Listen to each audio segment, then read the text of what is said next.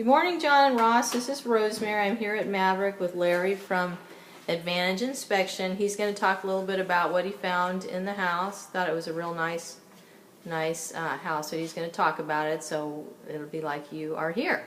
So here he goes. This is Larry. Hello, John. I'm Larry with Advantage Inspection, and I have prepared an inspection report for you.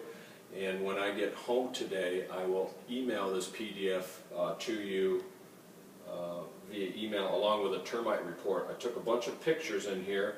You know, overall the home's in pretty darn good shape. There's some areas that up on the roof I want to point out. It's a foam roof, and a couple areas up on the roof that we really want to keep an eye out on. Can you see this okay, Rosemary? Is that Yeah, I think let me get, there we go. I think he can see it. Okay. About as best as we can do here. There you go. That's a little better. Yeah. Okay, up on the foam roof, just some areas of debris we need to clear off and keep that clear. There are some areas up on the roof that we need to have repatched, and this is pretty common. Woodpeckers love foam roofs for some reason. So we need to have that kind of sealed up. Overall, the roof's in pretty darn good shape though. Chimney looks good, just should have a rain cap up there right here in that area.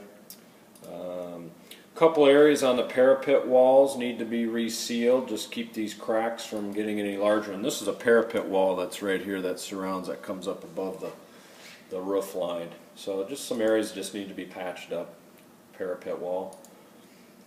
Some more areas of drainage need to be cleared, because see, this is the drain line through the parapet wall. We call this a scupper. So again, all the debris is kind of blocking that, and so you can see where it's been ponding. So we want to get that clear so it can drain properly.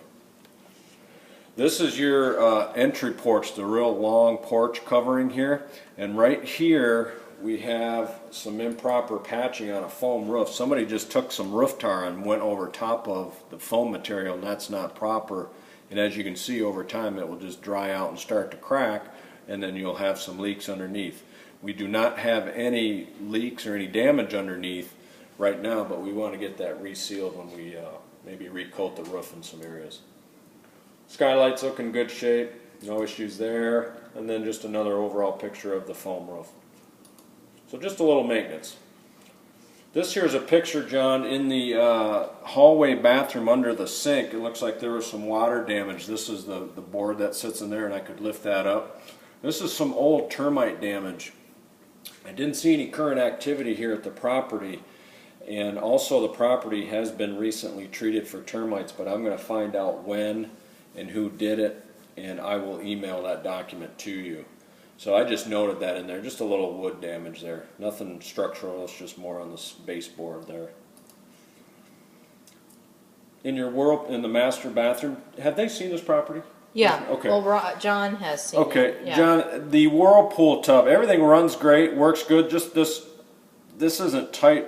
The faucet's real loose, so you need to be careful with that. The other thing I noted is this whole whirlpool tub, it's all sealed. They didn't give any access to the motor under there, so that's kind of common. We see that a lot. So if something has to get repaired, one of these tiles on the side are going to have to be removed to get in there.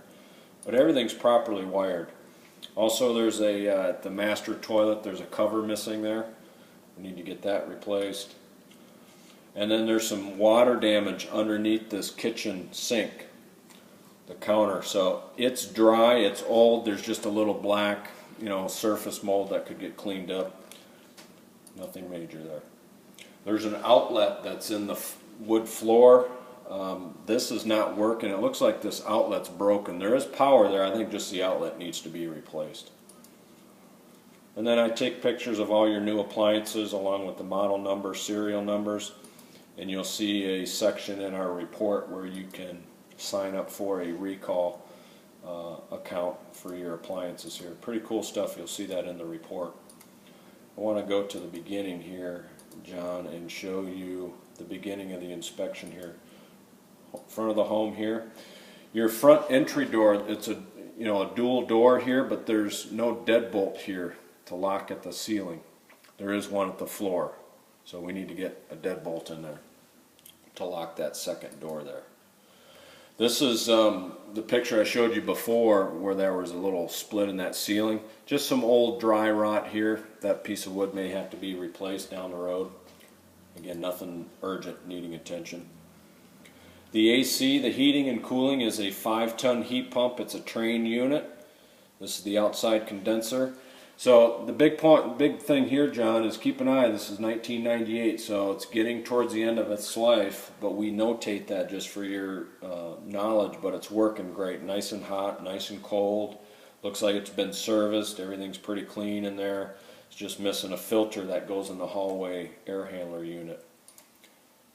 Water heater is newer, 2006. That's working really, really good there. 50 gallons. No issues with that. Just this is a pretty common plumbing issue when they plumb a water heater. This is a temperature pressure relief valve. This cannot be flex piping. It needs to be straight copper. And that's just a easy plumbing fix. Safety note there. All the electric's in pretty darn good shape. This is the sub panel in the garage, John. We just need to get a cap on here like you see down here. We can't have any open voids on that panel. The pool, you know, the pool's in pretty good shape. It's a PebbleTech pool. You know, your motors and your cleaners, they're working real good, but they're getting pretty tired. You might need a filter down the road here in a couple years. But I took this picture here. This is just a piece of conduit that just needs to get secured back into that back motor housing. We may have to stop and start another one. Because if it gets too long, you know, if it gets too long, we got to start over. And here we are to our first page. Oh, so you're done. Mm-hmm. Okay.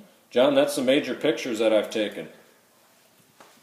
Now, all these pictures will be in your report, and as you will go through this, you might want to just show him this here, Rosemary. You can show him like where all these pictures will drop into. For example, like here's the wood, some wood damage on the entry porch, and then the parapet walls with the explanation of what has to be repaired.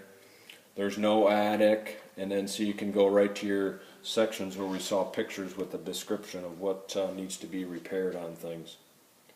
So overall, John, pretty darn good shape home. Pretty solid. It's mostly frame, but there is a little masonry block between units that separate the sections from the other house. So, which is really nice. You running out of time there? Or? Yeah, I think we are. Because the file will get too big. Okay. But yeah, overall, John, pretty darn good home. I'll send this out this afternoon when I get home. If you have any questions, all my contact information will be on the email. Please call me if you have any questions, but I try to take a lot of pictures for customers that are out of town to give an easier explanation. Okay. So, thanks very much, John.